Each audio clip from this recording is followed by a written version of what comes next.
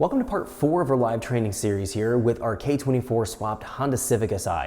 This training tutorial, we're going to focus on dialing in our part throttle cruise area of operation. We need to learn how to set up our fuel, our spark timing, our variable cam control, and our fuel injection timing so that we have proper fueling to our engine and we have good fuel economy as well as good drivability. We have a lot of things to cover here. Let's jump in so we can check this out. Welcome back to our live training session here with our K24 swapped Civic Si. This training module, we're going to be exploring how to dial in our part throttle cruise area of operation. We need to look at how to get our fuel, spark timing, and variable cam control calibrated properly so the engine's going to get good fuel economy and have good throttle response. We want to make sure that we have everything dialed in as best as possible because this is where we're going to spend probably 80 to 90% of our engine's life in the part throttle cruise. Now, if you have a race vehicle, it's drag racing, that's going to be a different story. But for a street vehicle, for a road course car, for autocross, you will be spending a majority of time in your part throttle conditions, not in wide open throttle necessarily. So again, we need to make sure this is all dialed in properly. We're going to go through all of the order of operations here in this tutorial and take a look at that entire process. Now, a few things I want to talk about here before we move into this tutorial. First thing is, in that last tutorial, I left the last tutorial where I was going to go check the timing with the timing light with the engine running. If we take a look at our screen right now, we can see that the timing is still locked here at 10 degrees where I check that timing with my timing light. And we're seeing here that the trigger angle is now changed from 312 to 311. So that's where I ended up for a trigger angle value that got the pointer mark and the top dead center mark lined up to each other. So it was about a degree off. It's pretty close. Cranking conditions, it's always a little bit difficult to get the trigger angle perfect, but when the engine's running with a stable idle, then you can check it. That's usually what I do, just to verify that everything's 100%.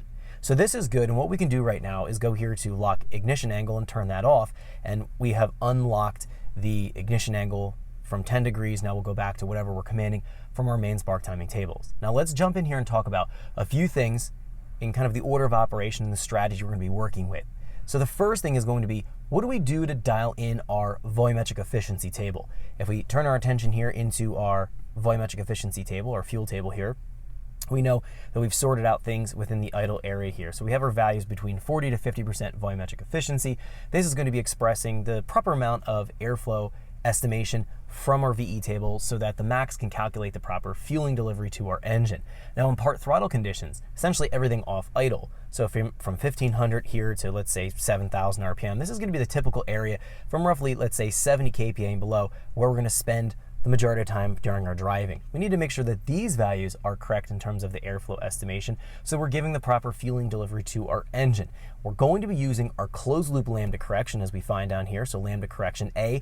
We're going to be taking a look at that, what it's showing us, how much it's adjusting by. That's going to tell us how much we need to adjust our volumetric efficiency values here within our table. Now I'm going to data log it and play the data logs back and pan through the data logs to be able to update and tune our main VE table. You can do it live if you're on a dyno. This car is relatively loud and it shakes a lot, so it's hard to go through and talk clearly of the remapping process on a chassis dyno, at least in this vehicle. So I'm going to just play back the data logs. This is probably going to be the situation that you're in if you're going to be driving. You most likely don't have a chassis dyno at your disposal, so if you're driving your vehicle, trying to calibrate everything, you'll be logging and then playing it back and taking a look at that logging. So we're going to be using the closed loop correction to tell us how much we need to adjust our VE values by. It's very, very straightforward, and again, we'll look at that process here in a few minutes.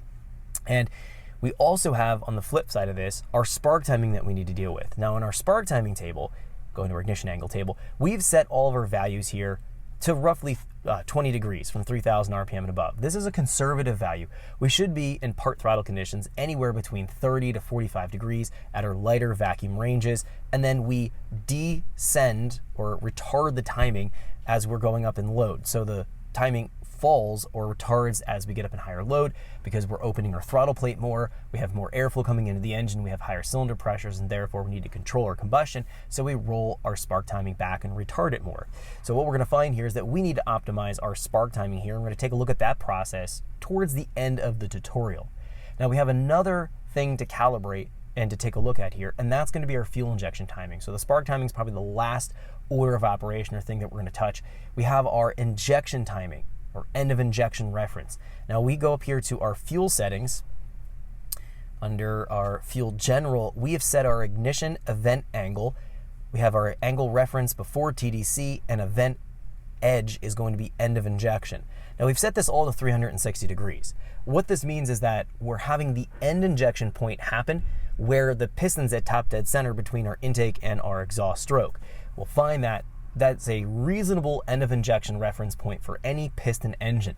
This is a starting point. We can tweak and adjust this, watching what's happening with our closed loop correction here, lambda correction. Once we're doing our tuning and calibrating process, we'll come in here after we've mapped out our VE table. Thanks for checking out our teaser clip. If you want to see the rest of this video and more than 500 hours of current EFI training we have to offer, make sure you click right here. If you want to go and check out more teaser clips from this training course, click here, and you don't want to miss any of the videos we're going to be releasing on this channel, so make sure you subscribe and click here. Thanks for watching, and I'll see you guys later.